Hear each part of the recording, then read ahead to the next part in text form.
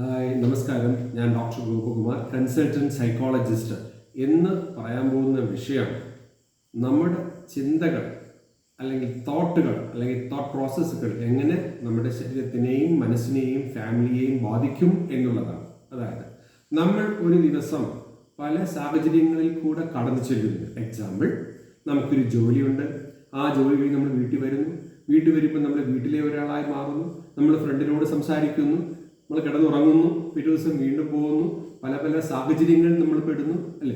അപ്പം അങ്ങനെ വരുമ്പോൾ അവിടെ നമ്മൾ പല പല സിറ്റുവേഷനിൽ നമ്മൾ സഞ്ചരിക്കുന്നത് കൊണ്ട് ഒരിടത്തുള്ളൊരു എമോഷൻ അല്ലെങ്കിൽ ഒരിടത്ത് നടക്കുന്ന കാര്യത്തിൻ്റെ അടിസ്ഥാനത്തിൽ കിട്ടുന്ന ഫീലിങ്സ് അത് ക്യാരി ഫോർവേഡ് ചെയ്ത് വേറൊരു സ്ഥലത്ത് കൊണ്ടുവരുമ്പോൾ വരുന്ന ഡാമേജസ് വളരെ വളരെ കൂടുതലാണ്.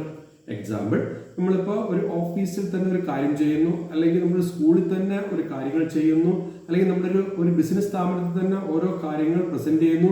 അവിടെ നമുക്ക് നല്ലൊരു റിസൾട്ട് കിട്ടുന്നില്ല, അവിടെ നമുക്ക് വളരെ സങ്കടം ഉണ്ടാകുന്നു, ഹൈ ആങ്കർ ഉണ്ടാകുന്നു, ദേഷ്യം ഉണ്ടാകുന്നു, സ്ട്രെസ് ഉണ്ടാകുന്നു.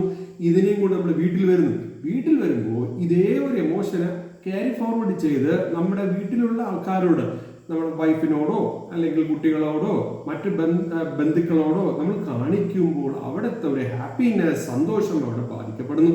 അപ്പോൾ അതുകൊണ്ട് നമ്മൾ എന്ത് ചെയ്യണം? ഒരിക്കലും ഇത് ക്യാരി ഫോർവേഡ് ചെയ്ത് കൊണ്ടുവരാൻ പാടില്ല. അതായത് എമോഷനെ ക്യാരി ഫോർവേഡ് ചെയ്ത് കൊണ്ടുവരാൻ പാടില്ല. നമ്മൾ ഒരു സ്ഥലത്ത് നിന്നും വേറൊരു സ്ഥലത്തോട്ട് പോകുമ്പോൾ അവിടെ നമുക്ക് കിട്ടുന്നത് വേറൊരു റോളാണ്. ആ റോള് നമ്മൾ ഭംഗിയായിട്ട് നമ്മൾ അവിടെ ചെയ്യേണ്ടി വരുന്നു. അങ്ങനെ വരുമ്പോൾ ആ പഴയ റോളിൽ നിന്നും നമ്മൾ തീർച്ചയായിട്ടും പുറത്തു വരണം. അതെങ്ങനെ വരാൻ പറ്റും? അതായത് ശാന്തമായും സമാധാനപരമായും ഇവിടെ നമുക്ക് ഇതാണ് എന്ന് പറയുന്ന ഒരു പ്രസൻസ് അവിടെ ഉണ്ടായിരിക്കണം. ഞാനൊരു അച്ഛനാണ്, അല്ലെങ്കിൽ ഞാനൊരു അമ്മയാണ്, ഞാനൊരു ജ്യേഷ്ഠനാണ്, ഞാനൊരു കൂട്ടുകാരനാണ്. ആ ഒരു പ്രസൻസ് അല്ലെങ്കിൽ ആ ഒരു ചിന്ത അവിടെ വരണം, ആ ഒരു തോട്ട് അവിടെ വരണം. അല്ലാണ്ട് പഴയ ഒരു തോട്ട് പ്രോസസ്സിൽ അല്ലെങ്കിൽ ഒരു സ്ട്രെസ് ഓറിയന്റഡ് ആയിട്ട് അവിടെ നിൽക്കേണ്ട കാര്യം അവിടെ ഇല്ല. അങ്ങനെ വരുമ്പോൾ തീർച്ചയായിട്ടും നമുക്ക് ഇവിടെ ഒരു ഹാപ്പിനെസ്, ഇവിടെ സന്തോഷം പലപ്പോഴും നമുക്ക് ഉണ്ടാകും. അതായത് നമ്മളൊരു ഡോമിനോസ് എഫക്റ്റ് പോലെ, നമ്മളിപ്പോൾ ഒരു സൈക്കിൾ തന്നെ ഇരിക്കണമെന്ന് വെച്ചോളൂ, ഒരു 50 സൈക്കിൾ നിരത്തി വെച്ചേക്കുക.